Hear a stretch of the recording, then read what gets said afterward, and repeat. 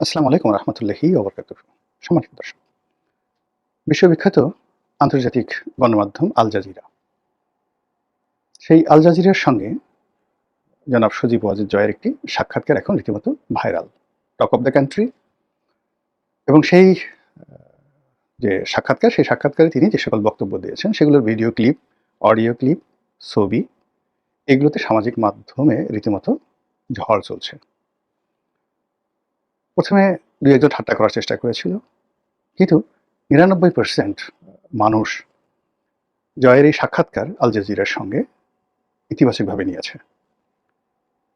সেখানে জয়ের body language, তার ড্রেস কোড অর্থাৎ তার যে পোশাক, তার পোশাকের কালার কম্বিনেশন, তার হেয়ার স্টাইল অর্থাৎ তিনি যেভাবে চুল কেটেছেন, শেভ করেছেন, যেভাবে বসেছেন, পায়ে যে জুতোটি পরেছেন, শো, তার কালার, তারপরে যে মোজা পরেছেন, সক্স, সব মিলিয়ে একেবারে জুতোর তলা থেকে শুরু করে একদম মাথার চুল পর্যন্ত সব কিছু নিয়ে চুলচেরা বিশ্লেষণ চলছে সামাজিক মাধ্যমে।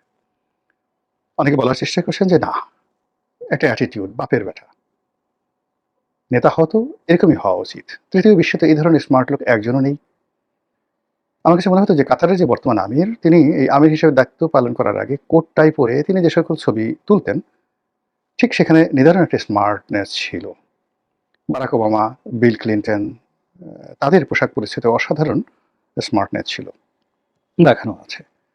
তো সেই দিক থেকে মানে জয়ের যে অভিব্যক্তিটা ফুটে উঠেছে ওই ছবিতে, অর্থাৎ আল জাজিরা সাংবাদিক, তিনি যথেষ্ট স্মার্ট, ইন্ডিয়ান জেন্টলম্যান। তার পোশাক, তার ড্রেস কোড, তার বসার ভঙ্গি সব মিলিয়ে অসাধারণ। মানে ওই আল জাজিরার সাংবাদিকটিও যে কোনো মানে যাকে বলা হয় সাংবাদিকের জন্য অনুকরণীয় একটি মডেল হতে পারেন আগামীতে। এরকম স্মার্ট সাংবাদিক খুব অল্প দেখা যায়। এবং তার বিপরীতে যেভাবে জনাব সজীব ওয়াজেদ জয় বসেছেন, এটি এখন রাজনীতির জন্য মডেল হয়ে পড়েছে। আর তার বিপরীতে বাংলাদেশ, ভারত, পাকিস্তান যে সকল রাজনীতিবিদ রয়েছেন, অনেকে বলার চেষ্টা করেছেন যে জয়ের মতো এত মেকআপ, গেট আপ, স্মার্টনেস অন্য কোনো পলিটিশিয়ানের নেই। তো আমি একটা স্ট্যাটাস দিয়েছিলাম এই ছবিটা নিয়ে, আপনাদের মতামত চেয়েছিলাম। ও মাই গড! আর আমি যখন এই ভিডিওটি করছি তখন দেখা গেল যে প্রায় ৫০ লাখ লোক এটি দেখেছে খুব অল্প সময়ের মধ্যে। প্রায় সোয়া লাখ লোক লাইক দিয়েছে, ২০,০০০-এর উপর কমেন্ট হয়েছে, আর শেয়ার যে কত হয়েছে আমি বলতে পারবো না। তখন আমার কাছে মনে হলো বিষয়টি নিয়ে ভিডিও করা উচিত। এখন সেই ভিডিওটি কি জয়ের দালালি করব? জয়কে তেল মারবো? আওয়ামী লীগের দালালি করবো নাকি কি করব? দালালি করাটা আসলে আমার কাছে কেন যেন কখনো হয়ে ওঠেনি। ফুটফাট অনেক কথা বলেছি, কারো পক্ষে গিয়েছে, বিপক্ষে গিয়েছে।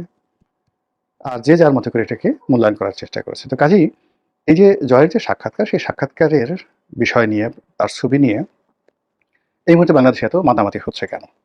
এটার সাইকোলজিক্যাল, মনস্তাত্ত্বিক বিষয় নিয়ে প্রথমে আলোচনা করি। প্রথমত হলো যে জয় বা তার পরিবার, তারা তো বাংলাদেশ থেকে উচ্ছেদ হয়ে গেছেন। এই ১৭ মাসের মাথায় তাদের নাম, গন্ধ বাংলাদেশে আসার কথা নয়। তাদের চেহারা দেখলে আমাদের বমি হওয়া উচিত। তাদের কথা শুনলে আমাদের গায়ে কিড়বিড়, কিড়বিড় করা উচিত।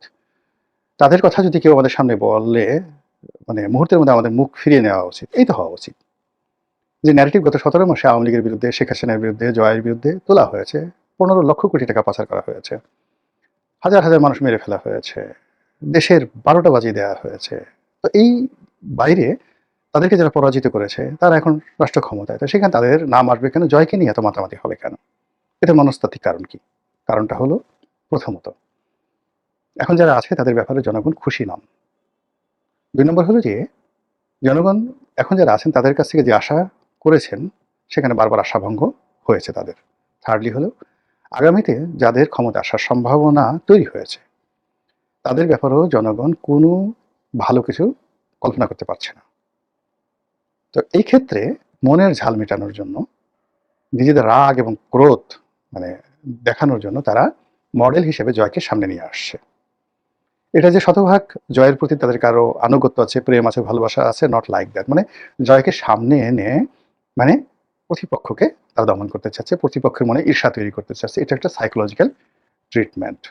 যেমন দেখা গেল যে সতীনের ছেলে দেখলে যেমনভাবে মানে মানুষের রাগ হয়ে যায়, তো তদ্রুপ এখন জয়কে নিয়ে, শেখ হাসিনাকে নিয়ে, আওয়ামী লীগকে নিয়ে কোনো কথা বললে বর্তমান সরকারের যে একটা রাগ হবে, ক্রোধ হবে এবং এটা দেখে এই সরকারের ব্যাপারে যারা হতাশ তাদের মনে খুব আনন্দ লাগবে। এই কারণে এই জয়কে নিয়ে এই মুহূর্তে মানুষের মনস্তাত্ত্বিক, এটা মানুষ বলতে কি আওয়ামী লীগের বাইরের মানুষ। আওয়ামী লীগের লোকজন তো মরে গেলেও জয়কে ভালোবাসবে, শেখ হাসিনাকে ভালোবাসবে, বঙ্গবন্ধুকে ভালোবাসবে। আমি আওয়ামী লীগের বাইরের লোকের কথা বলছি, আমজনতা।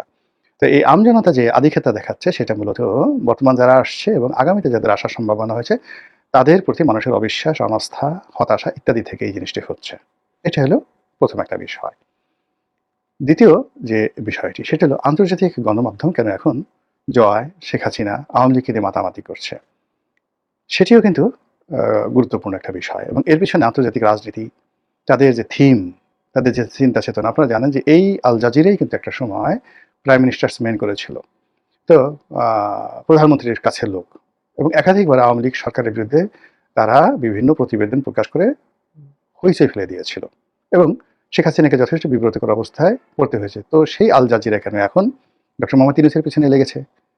বিএনপি নিয়ে কেন তারা মাতামাতি করছে না? আওয়ামী লীগকে কেন তারা আবার হাইলাইটে নিয়ে আসছে? এর পেছনে মধ্যপ্রাচ্যের রাজনীতি, এর পেছনে আমেরিকার রাজনীতি, এর পেছনে ভারতের রাজনীতি অনেকাংশে জড়িত।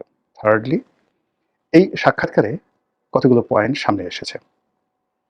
সেই পয়েন্টের মধ্যে যে বিষয়গুলো আমার সবচেয়ে প্রথম নজরে এসেছে সেটা হলো জয় খুব স্ট্রেট এবং ফরওয়ার্ড ওয়েতে যেভাবে উত্তর দিয়েছে আমি এটা কল্পনাও করতে পারিনি। যেমন বলা হয়েছে যে তার মায়ের রাজনীতি কি শেষ? তিনি বলেছেন সম্ভবত শেষ, কারণ তিনি এখন বৃদ্ধ হয়ে গেছেন, তার বয়স হয়ে গেছে।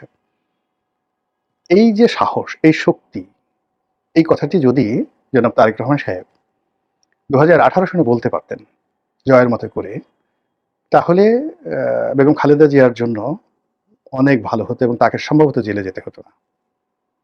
যখনই তাকে ক্ষমতার কেন্দ্রে রাখা হয়েছে তখন আওয়ামী লীগের যত রাগ ক্রোধ বেগম জিয়াকে নিয়ে চলে এসছে। বেগম জিয়া যদি বলতেন যে আমি রিটায়ার্ড করলাম, এখন থেকে আমার সব রাজনীতি জনাব তারেক রহমান সাহেব দেখবেন, তাহলে তাকে জেলে যেতে হতো না, শিওর। তো সেই জায়গাতে হঠাৎ করে জয় এই যে একটা সিদ্ধান্ত দিলেন, বললেন, এটার পিছনে তার ডিপ্লোম্যাটিক নলেজ, দলের যাকে বলা হয় গ্রুমিং, নাকি তিনি তার যে ভিতরে যে অন্তর্নিহিত যে ক্ষমতা সেটা থেকে বললেন, এটা আপনারা একটু চিন্তা করে দেখবেন। এই যে তাকে শেখ হাসিনাকে রিংয়ের বাইরে দেওয়া এবং তার যারা রাজনৈতিক প্রতিপক্ষ সেই প্রতিপক্ষদেরকে তিনি নিষ্ক্রিয় করে দিলেন যে তিনি বয়স হয়ে গেছেন, আর রাজনীতিতে তিনি থাকবেন না। এই গেল এক। তারপর তার মাকে ডিফেন্ড করার এবং জুলাইয়ের গণ অভ্যুত্থান এবং গণহত্যা এই বিষয়গুলো নিয়ে তিনি যে বক্তব্য দিয়েছেন, সেই বক্তব্য আপনি স্বীকার করেন বা না করেন, কিন্তু এই বক্তব্যের যে যুক্তি, সেই যুক্তি আপনি অস্বীকার করতে পারবেন না। আমাদের দেশের লোক বন্দুককে ভয় পায় জমের মতো, লাঠি বাঁশিকে ভয় পায় জমের মতো। আমরা এখন দেখেন একেবারে তরুণ প্রজন্মের যারা নেতা রয়েছেন তাদের ভয় আমরা কিভাবে থরথর করে কাঁপছি। যে ডক্টর মোহাম্মদ ইউনূস, জামাতের আমির জনাব তারেক রহমান সাহেব এই কয়দিন আগে 17-18 মাস আগে ছিলেন মজলুম, এখন আমরা তাদের ভয়ে কাঁপছি, তাদেরকে তোয়াজ তদবির করছি, তাদেরকে ভবিষ্যৎ রাজা উজির মন্ত্রী বানিয়ে আমরা তাদের কাছাকাছি যাওয়ার চেষ্টা করছি। তো সেখানে অত্যন্ত প্রতাপে, প্রচণ্ড প্রতাপে শেখ হাসিনা ক্ষমতায় ছিলেন, তো তিনি ইচ্ছা করলে তো অনেক মন্দ কাজ করতে পারেন। ইরানের দিকে তাকান না কেন? এটি ক্ষমতাধর রাজনৈতিক দলের অনেকগুলো অপশন থাকে। ইরান তার মিলিটারি দিয়ে নির্বিচারে গুলি চালিয়েছে, হাজার হাজার মানুষ মেরে ফেলেছে। এরপরে যখন জনগণ রাস্তায় নেমে এসেছে সরকারের বিরুদ্ধে, তার কাউন্টারে সরকার তার পক্ষের যারা লোকজন রয়েছে তাদেরকে রাস্তায় নামিয়ে দিয়েছে। কয়জন মরবে, কয়জন ড্যামেজ হবে, ডাজ নট ম্যাটার, এগুলো নিয়ে তারা চিন্তাই করেনি।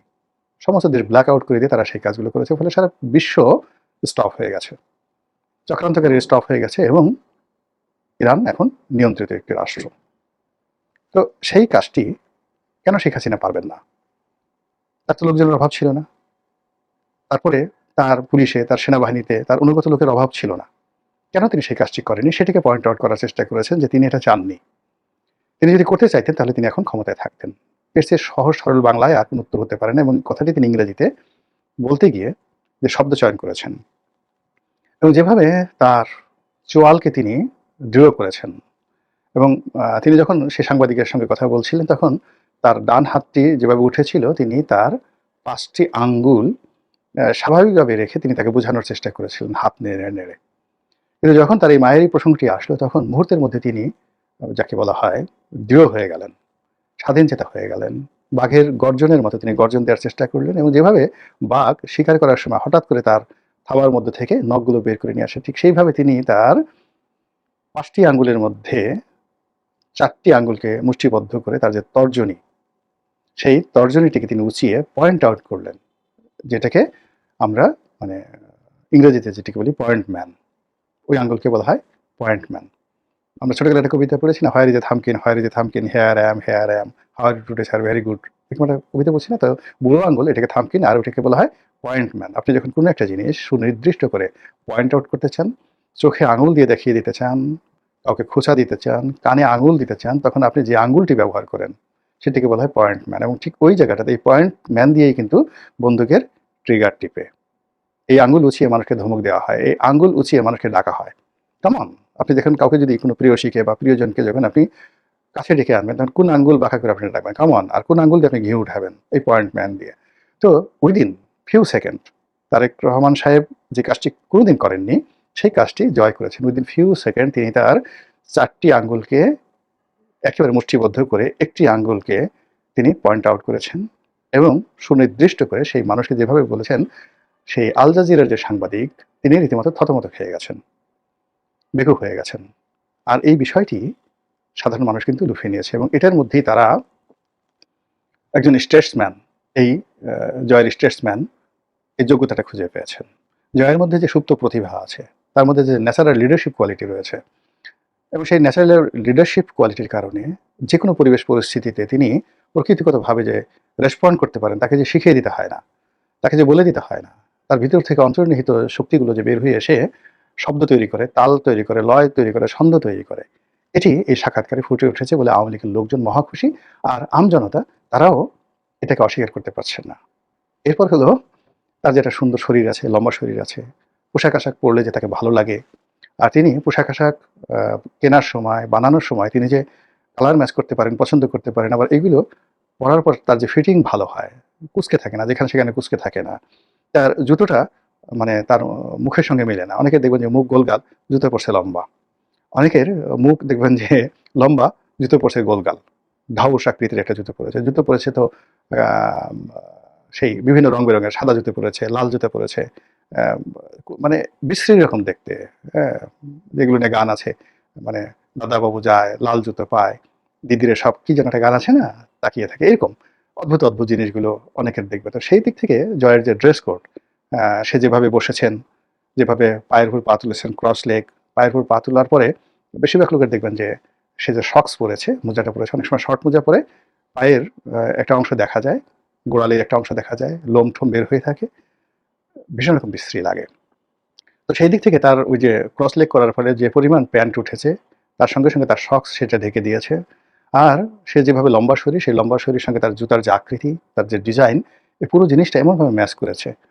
মনে হচ্ছে যে মানে আ আপনি টম ক্রুজ বলেন, শাহরুখ খান বলেন, যারা এই মুহূর্তে খুব স্টাইলিস্ট দুনিয়াতে, তার চেয়ে জয়ের যে স্টাইলটা, সেই স্টাইলটা অনেকের কাছে দৃষ্টি আকর্ষণ করেছে। অন্য সময় তার চেহারার মধ্যে যে একটা ফ্রাস্ট্রেশন এসছে, আ তো সেই তুলনায় এবার দেখা গেল বেশ সে অবিচল, শান্ত এবং দৃঢ়। তো এই বিষয়গুলো নিয়ে ভীষণ রকম আলোচনা হচ্ছে এবং সেই আলোচনার প্রেক্ষিতে আগামীর গণতন্ত্র, আগামী রাজনীতি সবকিছুতে মানুষ যে জয়কে সম্পৃক্ত করার চেষ্টা করছে, আমি এর মধ্যে মন্দ কিছু দেখি না। মহান আল্লাহ আমাদের সবাইকে হেদায়েত দান করুন এবং হেফাজত করুন। আসসালামু আলাইকুম ওয়া রাহমাতুল্লাহি ওয়া বারাকাতুহু।